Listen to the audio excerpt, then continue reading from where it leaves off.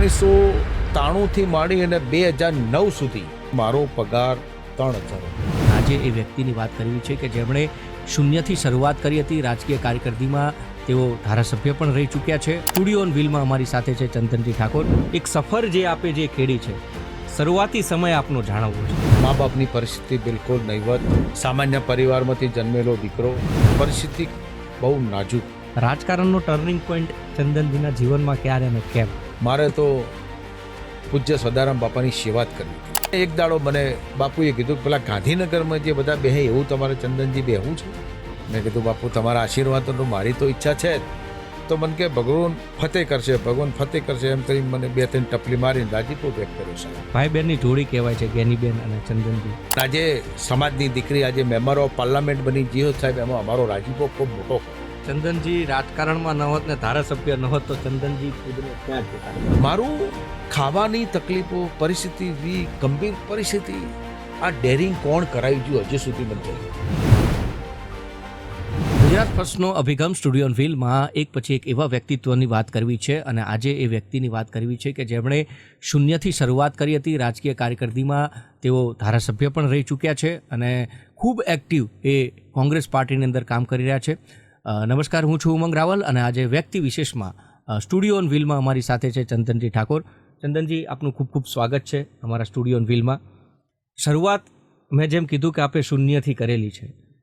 એ જીવનની શરૂઆત અને અત્યારનું જીવન, એક સફર જે આપે જે ખેડી છે, શરૂઆતી સમય આપનો જાણવવો છે. ખૂબ સરસ વાત કરી ઉમંગભાઈ. બચપન યાદ આવે એવી વાત કરી. ખૂબ ટખલથી જીવન જીવ્યો છું સાહેબ. મા બાપની પરિસ્થિતિ બિલકુલ નહીવત. સામાન્ય પરિવારમાંથી જન્મેલો દીકરો. સૌથી પહેલાં હું મારા ગામની અંદર ઈંટવાળાનો ધંધો કર્યો. ઈંટો 25-30 હજારથી વધારે પાડી નહોતો શકતો. એમ કરતાં કરતાં મારી થોડી સમય આગળ ચાલ્યો. પરિસ્થિતિ બહુ નાજુક. મારા બાપ અને મારી મમ્મી, અમને લોકોને, અમે 3 ભાઈબંધ હતા. સાંજનું ખાવાનું મળ્યું હોય તો મળ્યું, ન કે સાંજનું સાહેબ ના મળે એવી પરિસ્થિતિ. અને કોઈ કશું આપે નહીં સાહેબ. પરમાત્મા જાણે અમારા ઘર સાથે કેમ આટલો વ્યવહાર લોકોએ કર્યો. પણ કુદરતને કંઈક મંજૂર હશે, પરમાત્મા સદારામ બાપાને કંઈક મંજૂર હશે. હું 1995ની અંદર પાટણમાં, આજના પાટણના નગર શેઠ બેબા શેઠની હું કંપનીમાં સામાન્ય પગાર મહિને 1500-1600 રૂપિયાના પગારથી હું બેબાભાઈને વિનંતી કરી. મેં કહ્યું બેબાભાઈ મને નોકરી રાખશો? એટલે બેબાભાઈ કીધું કે આવજે સાઈડ પર. સાહેબ, હું 1993થી માંડી અને 2009 સુધી હું જ્યારે બેબાભાઈ જોડે છૂટો થયો એ દિવસે મારો પગાર 3,000 રૂપિયા હતો. 2009માં છૂટો થયો. અને 2009માં છૂટો થયો એ દિવસે સાહેબ મને પૂજ્ય સદારામ બાપા ખૂબ પ્રેમ ભાવથી મળ્યા, એમના આશીર્વાદ મળ્યો. અને મેં મનોમન નક્કી કર્યું કે હવે આપણે વતન છોડી દો, ચલો અહીં કંઈ નથી, કોઈ તકલીફ, વધારે પડતી તકલીફો છે, કોઈ સહારો ના રહ્યો સાહેબ. એટલે પછી વતન છોડવાનું નક્કી કર્યું. એમાં મને સદારામ બાપા મળ્યા. સદારામ બાપાએ મને 2 ટપલી મારીને આશીર્વાદ આપ્યો. મને કે નાનો મોટો ધંધો કરજે ને કંઈ તારે ક્યાંય જવું નહીં. આપણે કરંડિયા વીરે પાઠક સાહેબ પણ મને મળ્યા. પાઠક સાહેબે મને આશીર્વાદ પણ આપ્યો. અને પાઠક સાહેબના આશીર્વાદ ને સદારામ બાપાના આશીર્વાદથી આજે મેં નાનો મોટો ધંધો ચાલુ કર્યો. અને ધંધાની અંદર મને ખૂબ સારી સફળતા મળી. અને સફળતાના અંતે મેં એક મોટી જીનિંગ ઉત્તર ગુજરાતમાં ઓટોમેટિક એક જીનિંગ ફેક્ટરી બનાવી. પૈસા માલિકની દયાથી સમય અંતર 2009 અને 2016 સુધી મને ખૂબ સારા મળ્યા. એ પૈસાથી હું એક દાડો પૂજ્ય સદારામ બાપા જોડે ગયો કે બાપા મને ક્યાંકથી આવા પૈસા સારા મળ્યા છે તો હું શું કરું? તો પૂજ્ય સદારામ બાપાએ મને એવું કહ્યું કે થોડું ઘણું ધર્માતું કરો. હું ક્યાં કરીએ બાપા, તમે રસ્તો બતાવો, તમે ગુરુ છો મારા. મને કે નર્મદા કિનારે એક નાનો ચકડો રૂમ બનાવો, 1 રૂમ. મેં પૂજ્ય સદારામ બાપાના આશીર્વાદથી નર્મદા કિનારે 13 રૂમ, હોલ, રસોડું, સરસ મજાનો એક નાનો આશ્રમ બનાવી અને સદારામ બાપા લોકોના થોડા ઘણા ફંડિંગ કરીને લોકોએ ઠાકોર સમાજમાંથી થોડા ઘણા પૈસા મળ્યા, થોડા અમે રોડ્યા, એમ કરીને ત્યાં રાધાકૃષ્ણનું મંદિર બનાવ્યું, ત્યાં સદારામ બાપાના સ્વયંભૂ પગલાં મૂક્યા અને ત્યાં નબદા કિનારે માલસર ડાંગરેજી મહારાજની તપોભૂમિમાં આજે ત્યાં એક સરસ મજાનો આશ્રમ બનાવ્યો અને સદારામ બાપાના ચરણોમાં અર્પણ કર્યો. અને એ આશ્રમ પૂજ્ય સદારામ બાપાએ એવું કહ્યું કે ચંદનજી, આ આશ્રમ કોઈ પણ રહેવા આવે તેને 60 વર્ષનો જે ઉંમરલાયક વ્યક્તિ હોય એને ફ્રી સેવા આપવી. આ એક પૂજ્ય સદારામ બાપાની પ્રેરણા હતી. બીજી સદારામ બાપાની પ્રેરણા એવી જાગી કે સદારામ બાપાએ મને કીધું કે ભાઈ ટોટાણા 4-5 દીકરીઓના પીળા હાથ કરાવો. એટલે મેં કીધું હા બાપા, કરાવીએ. અમે તો અમારા ગુરુ છે, અમારા ધર્મગુરુ છે સાહેબ, અમારો બાપ છે સાહેબ, અમારા બાપના આજ્ઞાનું અમારે પાલન કરવું એ અમારી નૈતિક જવાબદારી છે સાહેબ.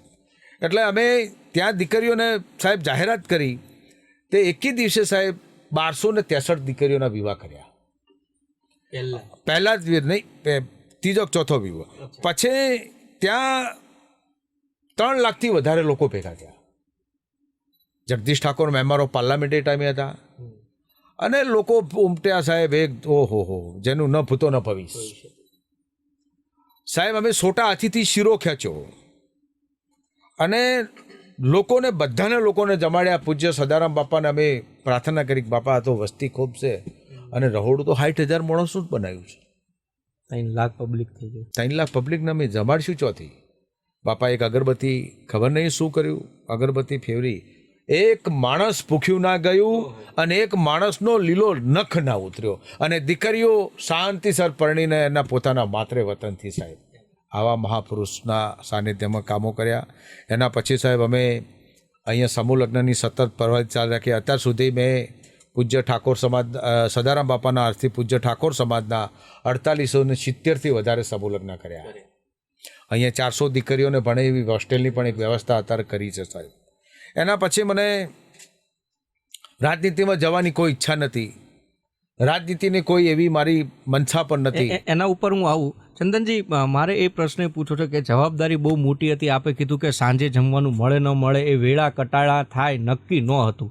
એ શેઠ પાસે જ્યારે નોકરી માંગવા ચંદનજી ગયા, એ કયા વિચારથી ગયા હતા કે હવે નોકરી અથવા તો પૈસો, આના વગર કંઈ નથી થાય? અને એ વખતનો વિચાર, જો આટલી બધી પરિસ્થિતિ ખરાબ હોય ને એ વખતે પગાર માત્ર 1500 હોય. બિલકુલ હૃદય કંપાવે એવી વાત છે તમારી. અને એ દ્રશ્યો હું આજે યાદ કરું છું તો મારું હૃદય પણ ભરાય છે. એ વખત સાહેબ ગરીબી, પેટ, ગરીબી ત્યાં ખેંચી ગઈ સાહેબ. કોઈ આધાર નહોતો સાહેબ. આભાર માનું સાહેબ આજે બેબાભાઈ શેઠનો સાહેબ, હૃદયપૂર્વક આધાર માનું સાહેબ કે એને મને સહારો આપ્યો સાહેબ. અને મેં નિષ્ઠાપૂર્વક જે નોકરી કરી સાહેબ, પ્રમાણિકતા જે નોકરી કરી સાહેબ, મેં એનો બદલો પરમાત્માએ મને આપ્યો સાહેબ. ત્યાં મને ઘણા બધા ચાન્સ હતા સાહેબ, પણ મને એક ધ્યેય નક્કી હતો કે જીવનમાં કંઈક બનવું છે. મેં કોઈને જોયો કે આ સુખી સંપન્ન માણસ છે, આના સ્ટેજ સુધી જવું તો શું કરવું? આ બેબાભાઈ આટલો સુખી માણસ છે, આટલો એલેન્ટ માણસ છે, આટલી મજૂરી કરે છે, આટલા 12 વાગ્યાથી જાગે છે, તો એની હરોળમાં જવું તો શું કરવું સાહેબ? મેં મારું મગજ આઈક્યુ, મને પરમાત્માની શક્તિ, મેં એને બધું અનુસર્યું સાહેબ. અને અનુસર્યા પછી સાહેબ મેં સૌથી પહેલાં થરાની અંદર એકી ઝાટકે 200 મકાનની સ્કીમ મૂકી સાહેબ. અને પરમાત્માની દયા સાહેબ એવી, 15 દિવસમાં 200 મકાન સેલ થઈ ગયા. વાહ. પછી મેં બેચરાજી સ્કીમ મૂકી સાહેબ. બેચરાજીમાં 20-22 દિવસમાં બધા મકાનો, એ 170 મકાનની સ્કીમ મૂકી. મારું ખાવાની તકલીફો, પરિસ્થિતિ એવી ગંભીર પરિસ્થિતિ, આ ડેરિંગ કોણ કરાવી ગયું હજી સુધી મને જણાવ્યું. એ આશીર્વાદ કદાચ મા બાપનો હોઈ શકે. બિલકુલ. મા બાપ એ મને જોયો હોય અને મા બાપને હું એકનો એક દીકરો હતો સાહેબ.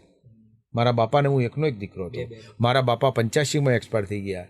બહેનો હતી સાહેબ, મારા બહેનોની પરિસ્થિતિ નથી સારી સાહેબ. મારા એ લોકોને તકલીફો ખાવા પીવાની હતી. અમે સાહેબ ખૂબ ગરીબ પરિવારમાંથી જન્મ્યા છે અને આજે પરમાત્માએ જે અમને આપ્યું છે, અમે એમ કહીએ છીએ કે પરમાત્મા હવાર દાડો ઉગે ને આરે હાથે 5-25 માણસોનું દાન થાય. હવાર દાડો ઉગે ને 5-25 સાધુ સંતો મારા ઘેર આવે અને ભોજન પ્રસાદ આરોગે.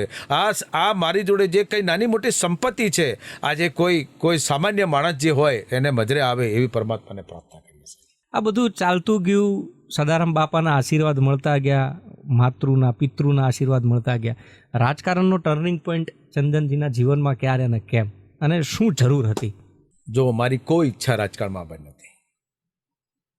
મારે તો પૂજ્ય સદારામ બાપાની સેવા જ કરવી હતી. મારા આજે વિચારો એવા છે સાહેબ મારા, કે હું ગરીબ અને મધ્યમ વર્ગની સેવા કરું. મારા વિચારો બિલકુલ ક્લિયર કટ છે. મારે કોઈ કોંગ્રેસમાં નહોતું જોડાવું. કોંગ્રેસની મોટી ઓફરો હતી, ભાજપવાળાની ખૂબ મોટી ઓફરો હતી કે તમને આ બનાવીએ, તમને ડેરીમાં બનાવીએ, તમને આમાં જિલ્લા પ્રેસિડેન્ટ બનાવીએ, ચાલુ સરકારમાં તમે કહો. એક વખત સાહેબ ઉપરથી બી કઈ લોકોનો સ્પષ્ટતા નથી કરતો, પણ કઈ લોકોનો દબાણપૂર્વક ફોન પણ આવ્યા. મેં કોઈ રાજનીતિ ચૂની નથી. કોંગ્રેસમાં હતા છતાં પણ ભાજપમાંથી એ એપ્રોચ થયો જ થયો. પણ અમારા પૂજ્ય સદારામ બાપા સિદ્ધપુરમાં કારતક મહિનાની પૂનમના દાડે જતા અને ઘણી વખત મને લઈ જતા. અને એ વખતની બાપુની લગ્ન હોય કે ના હોય મને ખબર નથી, પણ બાપુ મને એક દાડો બાપુએ કીધું કે પેલા ગાંધીનગરમાં જે બધા બેહે એવું તમારે ચંદનજી બેહવું છે? ક્યાં વાત? મેં કીધું બાપુ તમારા આશીર્વાદ તો મારી તો ઈચ્છા છે જ. તો મને કે ભગવાન ફતેહ કરશે, ભગવાન ફતેહ કરશે એમ કરી મને 2-3 ટપલી મારીને રાજીપો વ્યક્ત કર્યો સાહેબ. અને ચૂંટણી આવી 2017ની. 2017ની ચૂંટણીમાં બધા નેતાઓ છૂટી પડ્યા કે ચંદનજી તમને ટિકિટ પાટણમાં નથી મળવાની. મેં કીધું પાટણમાં ટિકિટ ના મળે મારે ચૂંટણી લડવી નથી. મને કે તો તમે રહેવા દો ચૂંટણી લડવાનું. મેં કહ્યું કશો હતો ને આપણે રહેવા દઈએ, આપણે કોઈ એવી ઈચ્છા નથી કે જે તેથી આપણે આ કરીએ. પણ પરમાત્માને મંજૂર હતું અને ગુરુનો આશીર્વાદ હતો સાહેબ. અને ગુરુના મુખેથી જે નીકળેલા જે શબ્દો જે હતા સાહેબ, એ શબ્દો આજે સાહેબ હૃદયમાં ગુંજી ઉઠ્યા સાહેબ. અને એના આધારે મને સિદ્ધપુરમાં ઓફર આવી સાહેબ. ત્યાંથી આશીર્વાદ આપ્યા હતા એ જ વિસ્તારની, એ જ વિસ્તારમાં સાહેબ. અને મને એ વખત મને ઓફર આવી કે સિદ્ધપુર લડો. મેં ના પાડતી હતી. મેં કહ્યું સિદ્ધપુર મારો વિસ્તાર નહીં, મારે કંઈ કોઈ જાનની પહેચાન નહીં, હું સિદ્ધપુર કઈ રીતે લડું? પણ મને કહે નહીં તમારે સિદ્ધપુર લડવું પડશે.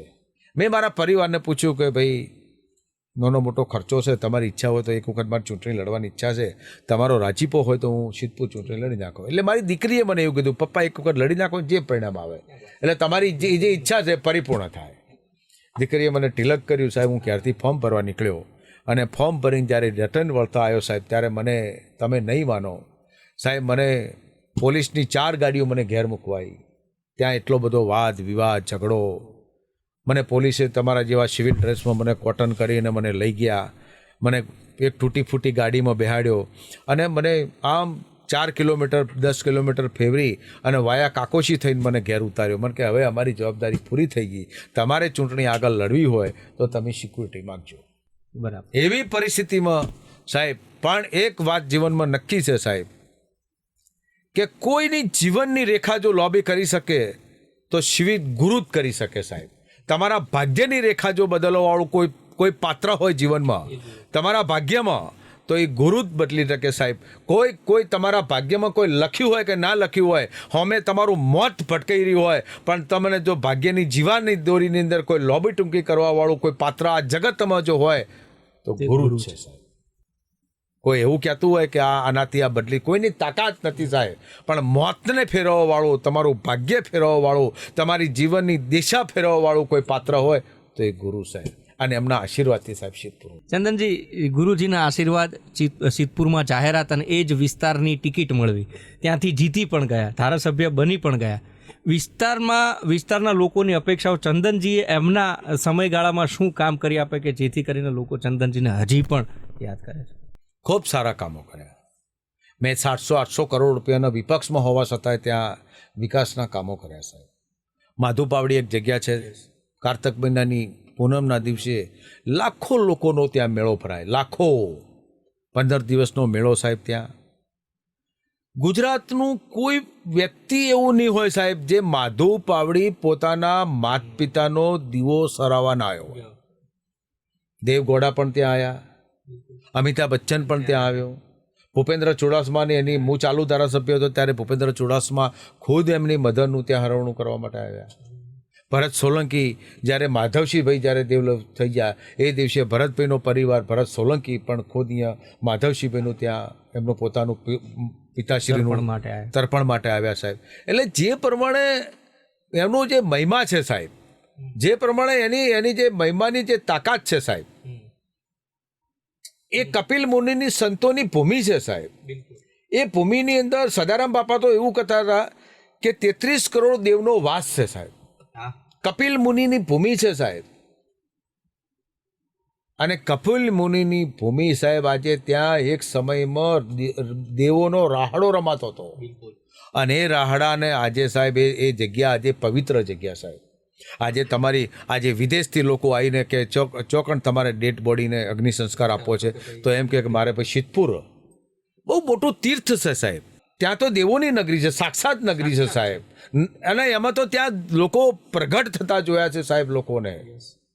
સિદ્ધરાજ જયસિંહ જે તે વખતનું એક ત્યાં બંધન હતું સાહેબ. આપણા પવિત્રમાં એક કહેવત હતી સાહેબ કે તમે નદી જ્યારે ઓળંગવી હોય ને નદી અને માફી માંગવી પડે. પતિ પત્નીનો હાથ પકડીને તમે નતા ઓળંગી શકતા. એ વખતના માધુ પાવડી અમારા ક્ષત્રિય સમાજમાં જન્મેલો વ્યક્તિ, એ વખત સિદ્ધરાજ જયસિંહ વખત એ લોકોએ ત્યાં રાખેલા એ માણસો હાથે પકડીને બેન દીકરીઓને ઓળંગાવડતા. મને એક ઇન્સ્ટન્ટ સ્ટોરી એ જાણવી છે કે કોળી અને ઠાકોર સમાજ, કોળી અને ક્ષત્રિય સમાજ, પ્રભુત્વ ત્રણેય સમાજનું છે. ક્ષત્રિય સમાજનું પણ પ્રભુત્વ છે, ક્ષત્રિય ઠાકોર સમાજનું અને કોળી સમાજનું. ભેગા થવાની વાત થઈ રહ્યા છે અત્યારે. બંધારણ જે પ્રકારે એક પછી એક સમાજ થઈ રહ્યું છે, મને એવું લાગે છે કે આની ઇનસાઇડ સ્ટોરી કંઈક અલગ છે. સમાજને તો સંદેશો આપવો છે, સમાજને જાગૃત કરવા માટે પણ કરવું છે, પણ આખું ચિત્ર 2027ને બદલી શકે એવું ચંદનસિંહ માને છે ખરા? આમાં તમારો મુદ્દો ખૂબ સારો છે સાહેબ. વાત પણ પ્રશ્ન પણ ખૂબ મહત્વનો સમજવા જેવો છે. અમારા ઉત્તર ગુજરાતનું એક મોટું રત્ન ભાવસિંહ રાઠોડ, એને બંધાણ કર્યું હતું આ ધરતી પર. એનાથી પછી વિરાજીભાઈ હોય, લીલાધરભાઈ હોય, જગદીશ ઠાકોર હોય, અહીંયા ગેનીબેન ઠાકોરે હમણાં નવું બંધો દિયોદર ખાતે કર્યું. પાટણમાં પાછલા 15 વર્ષથી હું ઠાકોર સમાજના પ્રમુખ તરીકે ફરજ બજાવું છું. અમે પણ હોય બંધારણ મૂક્યું સાહેબ. આ બધાનો સરવાળો જ્યારે કર્યો ને અને એક સૂર ઉપડ્યો સાહેબ, અને એ સૂર દિયોદર ખાતેથી ઉપડ્યો. અને સમાજની ઠાકોર સમાજની એક દીકરી ગેનીબેન ઠાકોર આ બંધારણ લઈને નીકળે તો આપણે શું કરવું? અને એ વખત નક્કી કરીને આવ્યું કે કને જોડાવું છે. તો અમારા જોડા 25, 50, 100, 200, 500 આગેવાનોને અમે રંગભવનમાં મિટિંગ કરીને કહ્યું કે ભાઈ આપણે બનાસકાંઠાના બંધારણમાં જોડાવું છે. તો બધાએ શપથ લઈને કીધું કે આપણે જોડાવું છે. અમે સાક્ષી છીએ ઘડીના. યસ, એવું ને એવું બનાસકાંઠા, એવું વાવથરા.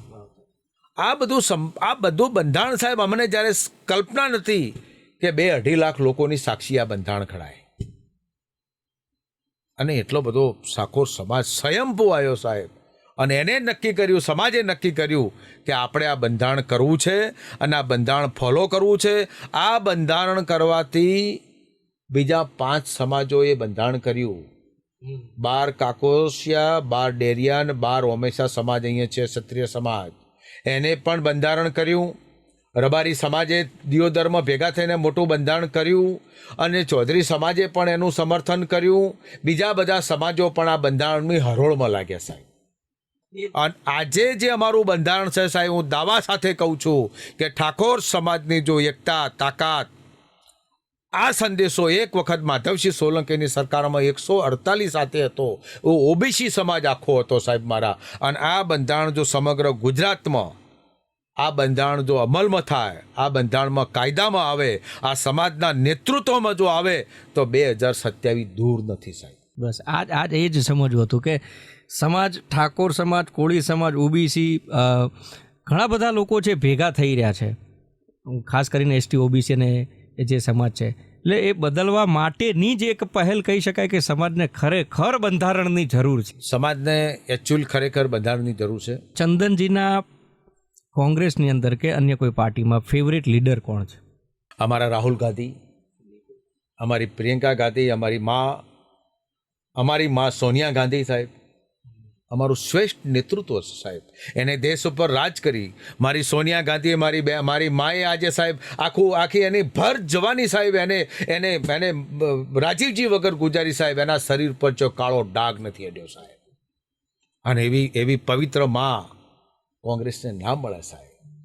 એના અમે વંશજો છીએ, એના અમે સભ્યો છીએ સાહેબ, અને એના અમે કાર્યકર છીએ સાહેબ મારા. અને આજની તો કાલની તો પ્રમદિશ કોંગ્રેસની સત્તા ભારતમાં આવવાની અને ગુજરાતમાં આવવાની, અને કોંગ્રેસ સદ આ દેશ ઉપર રાજ કરી શકશે સાહેબ. બાકી આ લોકોને ખાલી દેશને ગુમરાહ કરવાની જે રાજનીતિ છે એ ક્યાંક ને ક્યાંક આ દેશને ખતમ કરવાની રાજનીતિ, હિન્દુ મુસ્લિમ કરવાની રાજનીતિ, ભાઈ ભાઈમાં ઝઘડાવાની રાજનીતિ, કોમમાં જે વિષિંગતા ઊભી કરવાની રાજનીતિ. એ તો જ્યારે અમારી ઇન્દિરા ગાંધીને ગોળી વાજી હતી ત્યારે કે એ બચ્ચા ક્યાં કર રહા હૈ, એ શબ્દો હતા સાહેબ.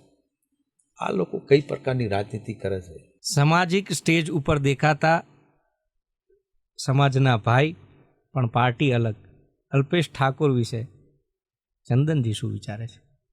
સારો વ્યક્તિ છે, એને અભિનંદન આપું સાહેબ એને કે જીએમડીસી ગાઉનની અંદર આજે 5 લાખ ઠાકોરો તો ભેગા કર્યા. રાતના 3 વાગે 26મી જાન્યુઆરીએ ઠાકોરનો એકતાનો સંદેશો તો ગુજરાતની પ્રજાને આપ્યો. હું એ હતો, અમારા જ્ઞાનીબેન હતા, અમારા જગદીશ ઠાકોર હતા, અમારા બળદેવજી ઠાકોર હતા, અમારું શ્રેષ્ઠ નેતૃત્વ પણ હતું સાહેબ. અમને કહ્યું હતું પણ સમાજની વાત હશે તમે તમારી સાથે, કોંગ્રેસ ભાજપની વાતમાં હાઉનું સ્ટેન્ડ ક્લિયર. ભાઈ બહેનની જોડી કહેવાય છે જ્ઞાનીબેન અને ચંદનજી. સમાજને બે ભાઈ બહેન કેટલું શું આપવા માંગે છે અને કઈ દિશામાં? મારી બેન છે સાહેબ, અભિનંદન આપું. મારી બેન આજે મેમ્બર ઓફ પાર્લામેન્ટ બની. સમાજનું ખૂબ મોટું આશા અપેક્ષાઓ છે, અને આજે સમાજની દીકરી આજે મેમ્બર ઓફ પાર્લામેન્ટ બની જીઓ સાહેબ, એમાં અમારો રાજીપો ખૂબ મોટો હોય. એનું રક્ષણ કરવું એ સમાજની સંપૂર્ણ જવાબદારી છે, નંબર 1. નંબર 2, સમાજને પણ અમારે ખૂબ મોટું કંઈક કરી આપવું સાહેબ. મોટું શિક્ષણનું ધામ બનાવવું છે સાહેબ. મારી બેન ગેનીએ જાહેરાત પણ કરી છે, એમાં અમે પણ સહભાગી છીએ સાહેબ. અને એનું પરમ કૃપાળુ પરમાત્માને સદાનંદ બાપાને પ્રાર્થના કરીએ સાહેબ કે અત્યારે અમારી જોડે કોઈ સંસાધન કે સાધન નથી, અમારા સમાજ જોડે શિક્ષણ પણ નથી. જે સમાજો જોડે શિક્ષણ છે એ એમની જોડે પૂરતું શિક્ષણ છે. મારો દીકરો કે મારી દીકરી ભણી શકતી નથી, પણ અમારે એ દિશા બતાવી છે સાહેબ. અમે આ બંધારણનો નિયમ કે આજથી 10 વર્ષ પહેલાં બંધારણમાં મારા ઠાકોરના દીકરાના ઘેર 25,000 રૂપિયા હશે. મારી ઠાકોરની દીકરી જ્યારે પરણતી છે ને એને નોકરી કરવા માટે એને બાપને 5-25 રૂપિયાની જરૂર છે, તો એ એના ઘેર હશે. એવી સંસ્થા બનાવી, અને એવી સંસ્થા બનાવીને પૂજ્ય સદારામ બાપાના નામે આ સમાજને અર્પણ કરવી સાહેબ, આ અમારું એક સપનું છે સર. ચંદનજી રાજકારણમાં ન હોત ને ધારાસભ્ય ન હોત તો ચંદનજી ખુદને ક્યાં જોતા? કંઈક સમાજનું કર્યું હોત, સમાજને કંઈક આપ્યું હોત સાહેબ. મારી શક્તિઓ વેરફાઈ ગઈ, વેચાઈ ગઈ, એટલે સમય નથી મળી શકતો. યસ, નહીં, મારે જે કરવું હતું એ ના કરી શક્યું. ધારાસભ્ય બનીને 5 વર્ષ મારા સમાજ માટે જે કરવું હતું હું ના કરી શક્યો, એ મેં શૂન્ય. એ ખેદ છે દિલમાં, અરે બહુ ખેદ છે સાહેબ. કમનસીબી મારી એ રહી કે હું 2024ની લોકસભામાં જીતવા માટે 16,000 મતથી હું હારી ગયો. આવડી બધી મને લોકોએ પ્રેમ આપ્યો સાહેબ, તાકાત આપી. 5,70,000થી વધારે મને મતો આપ્યા સાહેબ. મારું સપનું હતું સાહેબ, કદાચ હું નીકળી ગયો હોત અને ઉપર કેન્દ્રમાં મારી સરકાર બની હોત સોનિયાજીની સાહેબ, તો હું સામાજિક 10,000થી વધારે છોકરાઓ નોકરી લગાવો સાહેબ. પાટણને ખૂબ સારી સુવિધાઓ આપો. આ એરપોર્ટ દિશામાં ગયું હું પાટણમાં લાવો છું. મેં જાહેર મંચ ઉપર જૂનાગઢમાં બોલ્યો હતો. આજે જે મેઇન પ્રશ્ન જે રેલવે સ્ટેશનનો છે, હું બકરાતપુરા રેલવે સ્ટેશન બનાવી અને આખી રેલવે હું ડાયવર્ટ કરો સાહેબ. આ પાટણને કંઈક જુદું બનાવો. પાટણની એવી એક ઇન્ડસ્ટ્રી લાવો સાહેબ, જેમાં 10,000થી વધારે છોકરાઓ 2 ટાઈમ નોકરી કરે, એવી ઇન્ડસ્ટ્રી લાવો.